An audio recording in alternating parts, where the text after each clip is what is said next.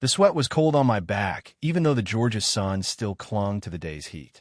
I adjusted the strap of my worn-out messenger bag.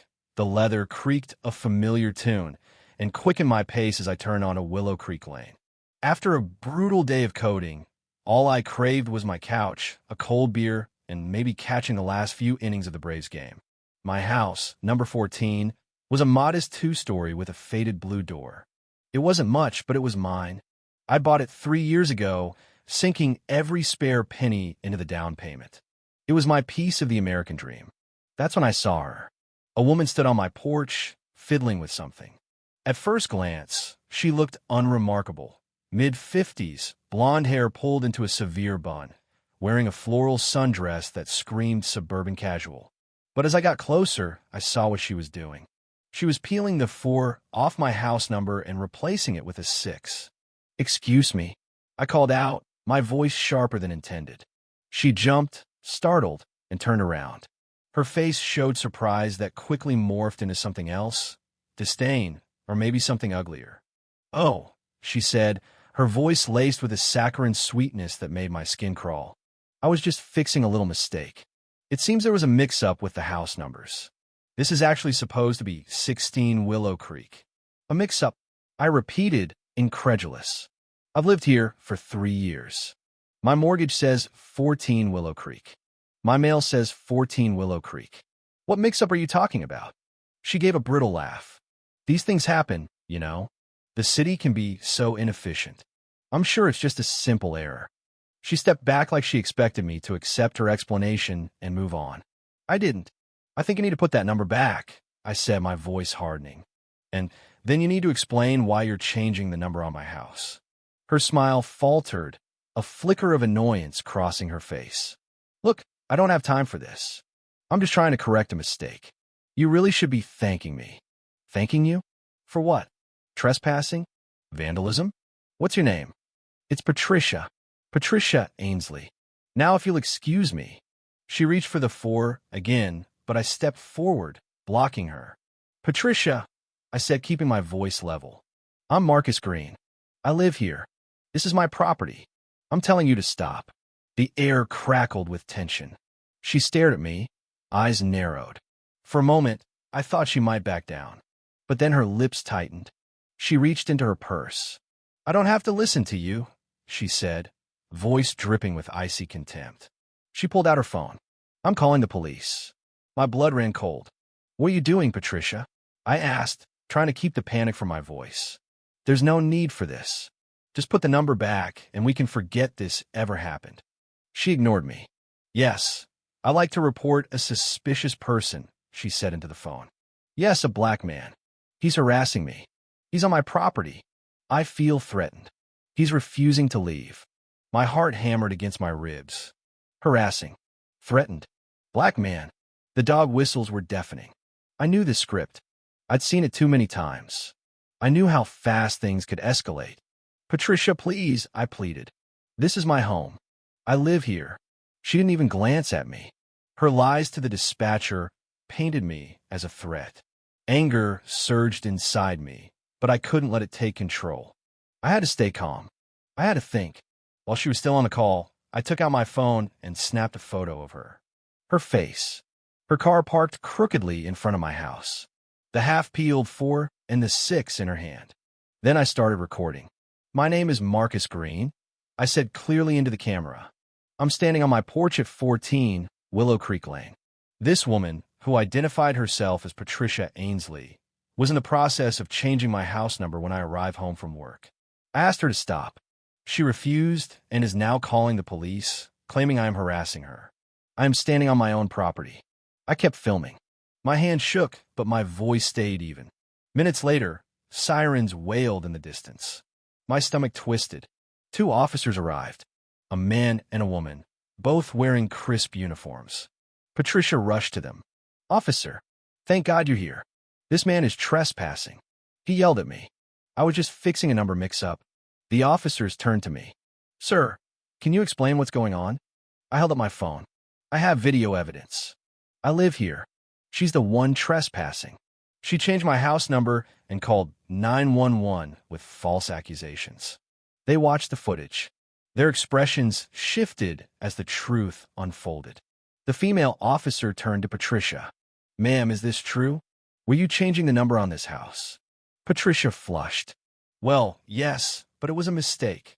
"Ma'am, that's vandalism. And calling the police with false claims is a crime. We'll need your ID." She reluctantly handed it over. As they spoke to her out of earshot, I felt the first wave of relief. They let her off with a warning and sent her away. I didn't press charges. I was tired. I just wanted peace. But peace didn't come the way I expected. The next morning, my phone blew up. My video had gone viral. Thousands of shares, news coverage, outrage. And then came the twist. Patricia Ainsley was an alias. Her real name was Linda Thornton, a well-known real estate agent. Her company bio spoke of ethics and community spirit. The irony stung. People dug deeper. Linda Thornton had a history, a trail of racial complaints, social media posts, incidents swept under the rug. The video of her changing my house number was the spark. The internet was the fire. She was fired. Her social media imploded. Neighbors distanced themselves. She became a symbol, not of strength, but of failure, of entitlement, of prejudice. And then the story darkened. Investigators uncovered a scheme. Thornton had been targeting elderly homeowners of color, tricking them with predatory contracts, stealing equity, seizing homes. That's why she wanted mine. Had I arrived 5 minutes later, she might have pulled it off. My video didn't just go viral. It blew open her criminal enterprise. Charges were filed. Fraud, elder abuse, hate crimes. A detective called to thank me. "You helped save a lot of people," he said. For a long moment, I sat in silence. This wasn't just about me.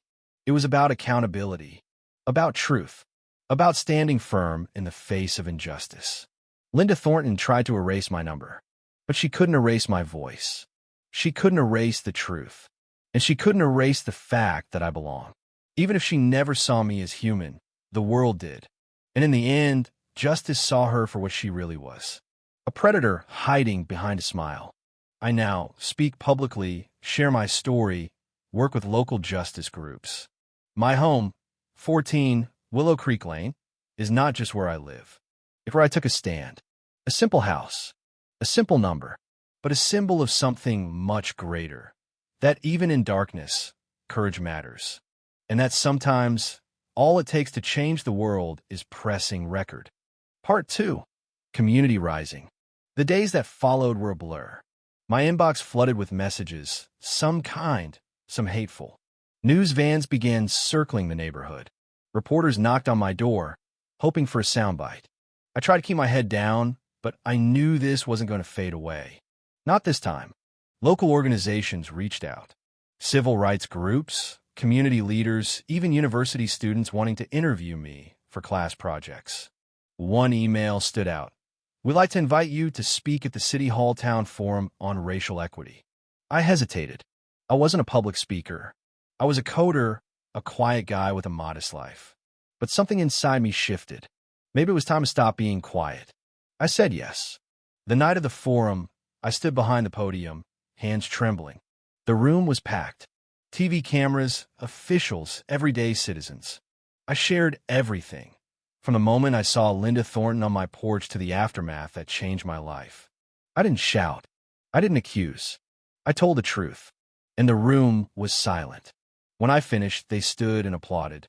Not just out of sympathy, but solidarity. Something real had been awakened. The City Council launched a new initiative, Project Home Guard, focused on protecting vulnerable homeowners from fraud and discrimination. Volunteers canvassed neighborhoods, offering legal advice and support to the elderly. My story became a case study in awareness seminars across the state. A local school invited me to mentor students. "You're someone who stood up when it counted," the principal said. I met a young boy named Caleb. He reminded me of myself at that age, bright, curious, a little shy. He told me he wanted to be a lawyer. I smiled. "Then you better start learning how to fight for people," I said. And fight we did. Linda Thornton's trial drew national attention. I testified, along with many others she had targeted. The prosecution built a powerful case. She was convicted on multiple counts and sentenced to prison. But the real victory wasn't just her sentence. It was the movement that followed. Neighborhoods held unity marches. Homeowners formed watch groups. A mural went up on Main Street. My house, number 14, painted beneath the words, "You belong." I looked at it one evening, arm in arm with my partner, and felt something I hadn't in a long time. Peace. Justice had been served. A community had been awakened. And one voice, one video, one act of courage had made all the difference.